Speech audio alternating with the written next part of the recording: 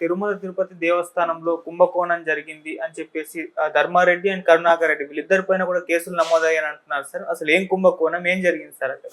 యాక్చువల్గా తిరుమలలో ఎప్పటి నుంచో కుంభకోణాలు జరుగుతున్నాయనేది గతంలో కూడా ఆరోపించారు. ముఖ్యంగా అక్కడ కిరణ్ రాయల్ జనసేన అతను ఇదే పనిలో ఉన్నాడు. ఎప్పటి నుంచో కూడా అక్కడ ప్రధానంగా ఆయన ఆరోపించిందేమో రోజా మీద. రోజా ఇక్కడ కుంభకోణాలు చేస్తుంది, టికెట్లు అమ్ముకుంటుంది, స్పెషల్ దర్శనాల టికెట్లు వివిఐపీలకు అమ్ముకుంటుంది, ఇవన్నీ ఆరోపించారు.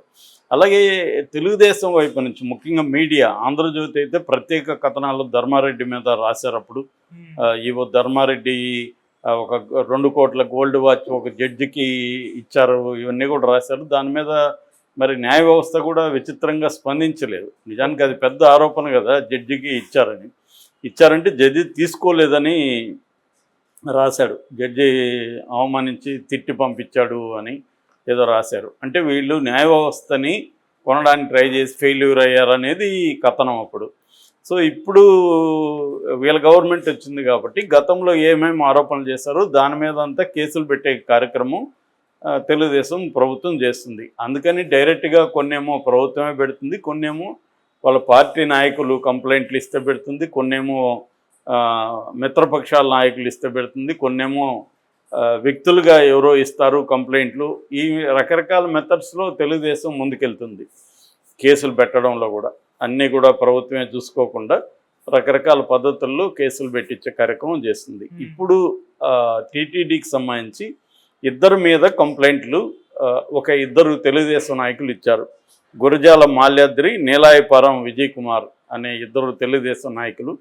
వీళ్ళిద్దరూ నిన్న నీరబ్ కుమార్ సిఎస్ని కలిసి కంప్లైంట్ ఇచ్చారు. వీళ్ళు ఇచ్చిన దాంట్లో ప్రధానంగా ఏంటంటే ఈవో ధర్మారెడ్డి, అక్కడ టీటీడీ చైర్మన్గా ఉన్న బోమన కరుణాకర్ రెడ్డి ఇద్దరు కలిసి కుంభకోణాలు చేశారు అని చెప్పారు. ఇందులో ఏంటంటే శ్రీవాణి టికెట్లను అక్రమంగా అమ్ముకోవడం ఒకటి, రెండవదేమో గెస్ట్ హౌస్లకు భూముల కేటాయింపులు అక్రమ పద్ధతుల్లో ఇవ్వడం, ల్యాండ్ కేటాయింపులు, మూడవదేమో బడ్జెట్ని విపరీతంగా పెంచేశారు.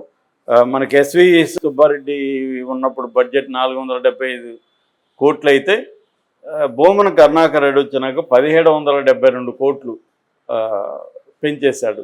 అంటే దాదాపు 1300 కోట్లు పెంచేశాడు.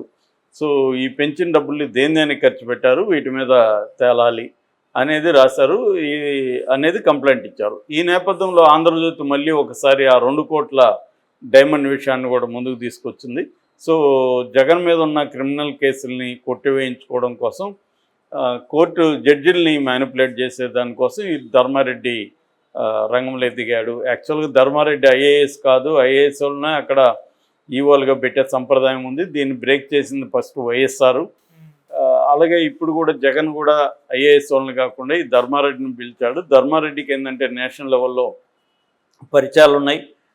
అక్కడికి జడ్జెస్ అందరూ వస్తారు కాబట్టి తిరుమల, అక్కడ వాళ్ళకి కొంత టైం కూడా ఉంటుంది స్పెండ్ చేయడానికి. సో వాళ్ళతో డీల్స్ మాట్లాడుకోవడానికి, నేషనల్ లెవెల్లో మేనేజ్ చేయడానికి ఇది చేస్తున్నారనేది. ఇది వాస్తవమే ఉండొచ్చు. ఎందుకంటే ఇదే పని తెలుగుదేశం చేయదా? తెలుగుదేశం కూడా చేస్తుంది. తెలుగుదేశం న్యాయ వ్యవస్థని ఇన్ఫ్లుయెన్స్ చేయలేదా గతంలో? ఏ పార్టీ చేయడానికి ట్రై చేయదు. ఇక్కడ కేసీఆర్ చేయలేదా? కేసీఆర్ రమణకి ఇక్కడ ఇచ్చారనేది అప్పట్లో కుంభకోణం జరిగిందని కూడా రాశారు. ఆర్బిట్రేషన్ సెంటర్కి సంబంధించి అప్పనంగా ల్యాండ్ ఇచ్చేశాడు కేసీఆర్ అని.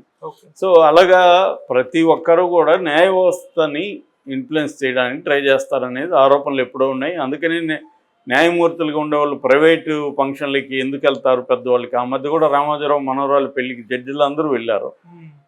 దాని ఫోటోలు, దాని న్యూస్ కూడా అప్పట్లో బయటకు వచ్చాయి. సో అంటే ప్రతి ఒక్కరు కూడా డబ్బులు ఉన్నవాడు ఖచ్చితంగా వ్యవస్థల్ని, డబ్బు అధికారం ఉన్నవాళ్ళు వ్యవస్థల్ని ఇన్ఫ్లుయెన్స్ చేయరా? వాళ్ళకి అవసరం వచ్చినప్పుడు చేస్తారు. సాధారణ మనకేదో ఇష్యూ వస్తుంది, మనకి ఎవడు పోలీసు వాడు తెలుసు, ఎవడు ఇంకొక అధికారి తెలుసు, మనకు తెలియకపోతే మన ఫ్రెండ్కి తెలుసు, ఫోన్లు చేస్తాం కదా మనం, సార్ ఎవరో ఒక సిఐ తెలుసుంటే చెప్పండి మాకు ఈ ప్రాబ్లం వచ్చిందని. ఇది ప్రతి ఒక్కరూ ఓవరాల్ స్థాయిలో వ్యవస్థల్ని మేనేజ్ చేయడం చేస్తారు. ఎందుకంటే వ్యవస్థలు అంత పారదర్శకంగా డెమోక్రటిక్గా పనిచేయవు కాబట్టి మన ఇన్ఫ్లుయెన్స్ ఉపయోగించో, డబ్బులు ఇచ్చో, ఏదో చేసి అందులో మనం ఒక్కోసారి మనకు న్యాయం జరగాలన్నా కూడా రికమెండేషన్లు చేసుకోవాలి. నేనేం తప్పు చేయలేదు సార్, కానీ నా మీద వాళ్ళు అవతల పార్టీ దగ్గర డబ్బులు తీసుకొని నా మీద తప్పుడు కేసులు పెడుతున్నారు. సో అందుకని మీరు నేను కూడా కొంత డబ్బులు ఇస్తాను, రికమెండేషన్ చేసిన నేను నిర్దోషిని, ఆ నిర్దోషి అనేది తేలాలంటే కూడా నువ్వు డబ్బులు ఇవ్వాలి, పరపతి ఉపయోగించాలి. నువ్వు నేరం చేసినోడే వ్యవస్థలు మేనేజ్ చేస్తాడనేది అబద్ధం. నేరం చేయకపోయినా నిర్దోషి అయినా కూడా నువ్వు వ్యవస్థలు మేనేజ్ చేయకపోతే నీ నిర్దోషిత్వం అనేది ఇక్కడ బయటికి రాదు. ఇది మన కండిషన్. అందువల్ల ఈ రియాలిటీ అర్థమైనప్పుడు అధికారంలో ఉన్న జగన్ అయినా, చంద్రబాబు అయినా, పవన్ కళ్యాణ్ ఇంకొకటి అయినా ఇవన్నీ మ్యానిపులేట్ చేస్తారు. మొన్ననే మనకి కల్కి ప్రొడ్యూసర్ నోర్జార్ మళ్ళీ సవరించుకున్నాడు. పవన్ కళ్యాణ్ 1000 రూపాయలు పెంచుకోవద్దు కదా టికెట్ అన్నాడు. సో 1000 రూపాయలు పెంచడానికి అతను ఎలా చేస్తాడు అలాగా? దాని మీద కోర్టులో కూడా పెండింగ్ ఉంది. ఆ కోర్టులో ఏమి తేలదు. సో క్లియర్గా ఏంటంటే మనకి అధికారం ఉన్నప్పుడు దుర్వినియోగం అనేది ఖచ్చితంగా చేస్తారు. అబ్సల్యూట్ పవర్ కరప్ట్స్ అబ్సల్యూట్లీ అనేది ఎప్పటి నుంచో ఉన్న సామెత. కాబట్టి ఖచ్చితంగా జగన్ పీరియడ్లో తిరుమలను ఉపయోగించుకొని జడ్జిలను లేకపోతే కేంద్ర ప్రభుత్వ పెద్దలను ఇన్ఫ్లుయెన్స్ చేయడానికి ట్రై చేయలేదా అంటే ఖచ్చితంగా చేస్తారు. చంద్రబాబు చేయడా ఖచ్చితంగా చేస్తాడు. చంద్రబాబు ప్రత్యేక విందులు ఇవ్వలేదా జడ్జెస్కి, ప్రత్యేక గిఫ్ట్లు ఇవ్వలేదా? అట్లాగే అమరావతిలో ల్యాండ్స్ కేటాయించలేదా? ఇవన్నీ జరుగుతాయి. ప్రతి ఒక్కరు ఏంటంటే ఎక్కడెక్కడ రాజకీయ నాయకులు ప్రాబ్లమ్స్ ఉంటుంది. ఒకటి సిబిఐ లాంటి ఇన్వెస్టిగేటివ్ ఏజెన్సీలతో ఇబ్బంది ఉంటుంది. రెండవది న్యాయ వ్యవస్థ. ఫైనల్గా న్యాయ వ్యవస్థలు దిగాలి. వీళ్ళు అధికారంలో ఉన్నప్పుడు ఖచ్చితంగా అవినీతికి పాల్పడిన రాజకీయ నాయకులు ఎవరు లేరు. మోడీ లాంటి వాళ్ళు పాల్పడరు అంటారు, కానీ పెద్ద ఎత్తున అదానికి అంబానీ కట్టుబట్టడాన్ని ఏమంటారు?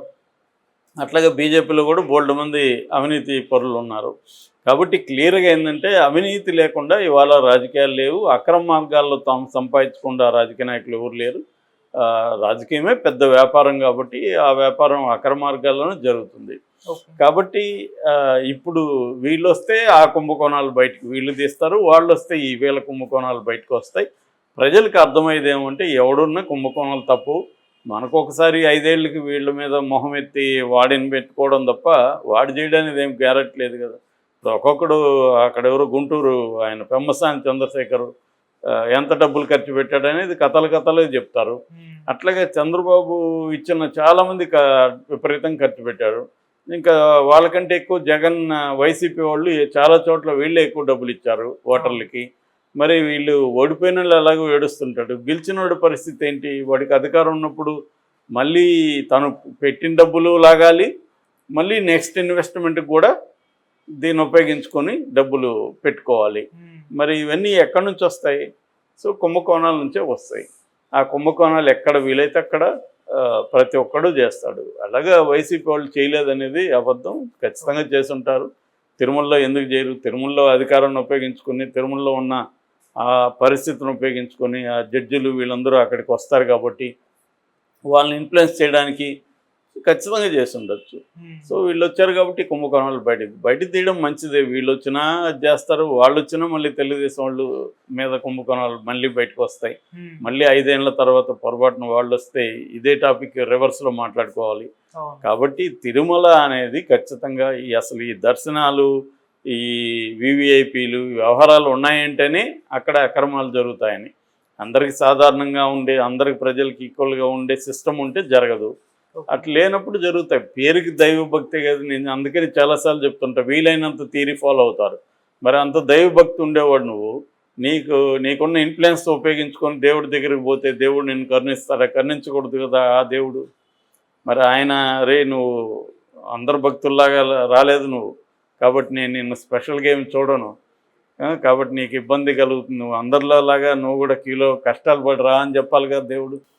ఇతని మరి ఎందుకు చెప్పట్లేదు అంటే క్లియర్గా ఏంటంటే వాళ్ళు అదొక యాక్టివిటీ తప్ప నిజంగా భక్తిలో సోకాల్డ్ ప్యూరిటీ ఇవేమి ఉండవు. ఎవడి పరపతుల్ని డబ్బుని ఉపయోగించి దేవుడి దగ్గర కూడా